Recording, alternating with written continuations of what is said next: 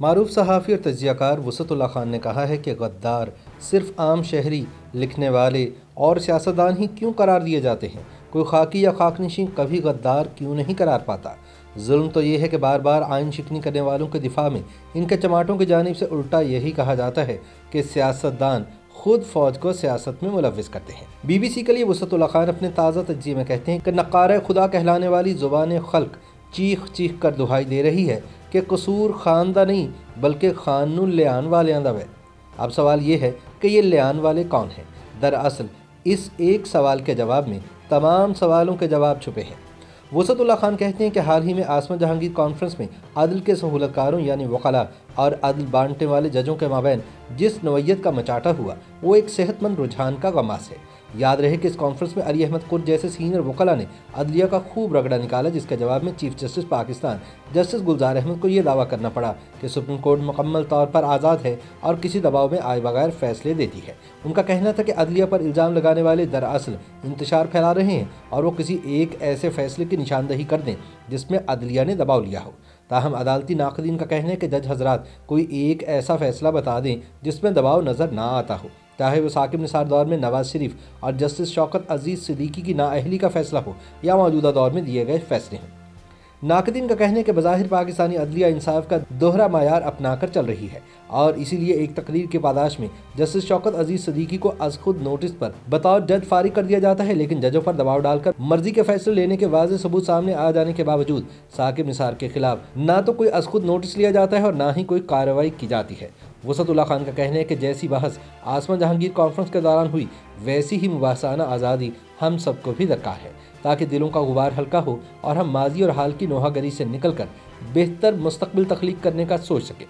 इस कॉन्फ्रेंस ने यह क्लीशे भी तोड़ दिया कि जज नहीं बोलते, इनके फैसले बोलते हैं। अब जज बोलते हैं और फैसले जजों को तोलते हैं। इनका कहना है कि अगर ये मान भी लिया जाए कि अदलिया किसी के दबाव में नहीं और फैसले खुद करती है, तो फिर सवाल ये है कि पाकिस्तान में नजरिया ज़रूरत मुतारिफ कराने वाले जस्टिस मुनीर भुट्टो मरहूम के मुताज़ सज़ाए मौत पर आखिरी मोहर सब्त करने वाले जस्टिस अनवारुल हक एंड ब्रदर जजेस PCO के तहत खुशी खुशी हल्फ उठाने और ना उठाने वाले ज़िद्दी जजों और एक्विडिक और स्टील मिल से मुताल्लिक कौमी ख़जाने को अरब रुपये का धचका पहुँचाने वाले फैसलों और फिर डैम फंड जैसी स्कीमों के खालकों और जस्टिस काजी फाइज ईसा की आतिशी आजमाइश के बारे में राय आमा अलग अलग अंदाज में क्यों सोचती है? कराची तक खैबर और लाहौर तक कोयटा ये कोरस क्यों नहीं गूंजता कि इस परचम के साए तले जज एक हैं, सब एक हैं? वसत कहते हैं कि हम अगर ये मान भी लें कि फ़ौज सियासत में मुदाखलत नहीं करती और सियासतदान ही फ़ौज को दलदल में घसीटने की कोशिश करते हैं, तो फिर अयूब खान, याहिया खान, ज़ियाउल हक और परवेज़ मुशर्रफ को किन सियासतदानों ने इस जौहर में धक्का दिया था?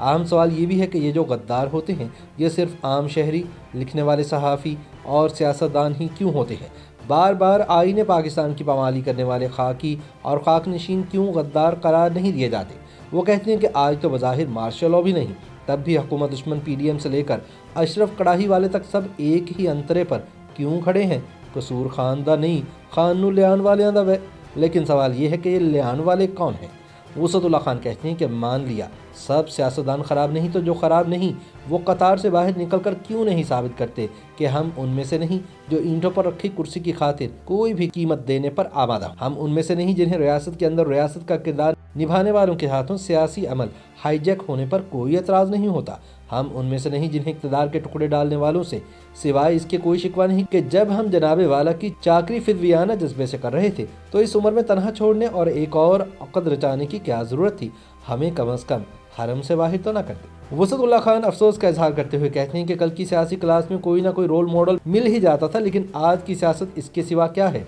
कि हक अच्छा पर इसके लिए कोई और मरे तो और अच्छा। आज पाकिस्तान एक ऐसा मुल्क बन चुका है जहाँ यही पता नहीं चलता कि खारजा, दाखिला और ख़जाने के फैसले कौन कर रहा है, इन पर अमल कौन करवा रहा है, इनका फ़ायदा किसे पहुँच रहा है और फैसलों के नताइज उलट होने की सूरत में गिरबान किसका पकड़ना है। वसअतुल्लाह खान कहते हैं कि अच्छाई के बारे में तो सुना था कि एक हाथ से करो तो दूसरे को खबर ना हो, मगर हमने तो इस मकूले को हसास फैसला साजी पर भी लागू कर लिया। इस माहौल में अब ये बूझना भी आसान नहीं रहा कि क्या पार्लियामेंट ही अब पाकिस्तान का वाहिद फैसला साज इदारा है या पार्लियामेंट महज एक बिल्डिंग है जहाँ मुंतखब और चुंतखब अफराद को तलब करके फैसले सुनाए जाते हैं। सवाल ये भी है कि यह कैसी रियासत है जो ताकत के इस्तेमाल का जायज़ हकदार होने की भी आईनी दावेदार है और इसे ताकत की निजकारी पर भी कोई हकीकी तशवीश नहीं। वो एक पुरानी कहानी बयान करते हुए बताते हैं कि 18वीं सदी के दिल्ली शहर में बादशाह लाल किले में रहता था और बाकी दिल्ली पर कभी मेवाती हमलावर होते थे, कभी जाट घुस आते, कभी मरहट्टे नमूदार हो जाते,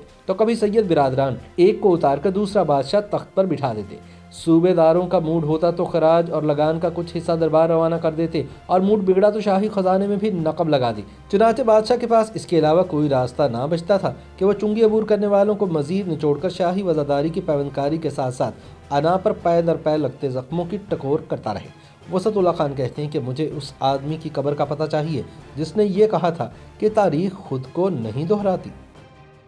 YouTube पर गूगली न्यूज देखने के लिए youtube.com की सर्च बार में गूगली न्यूज टीवी टाइप करें। गूगली न्यूज के पेज पर सुर्ख रंग के सब्सक्रिप्शन वाले बटन पर क्लिक करना ना भूलिए। YouTube पेज पर अपलोड होने वाली वीडियोस से बाखबर रहने के लिए बेल आइकन पर क्लिक कीजिए। आपको हर नई वीडियो के बारे में नोटिफिकेशन मौसूल हो जाएगा।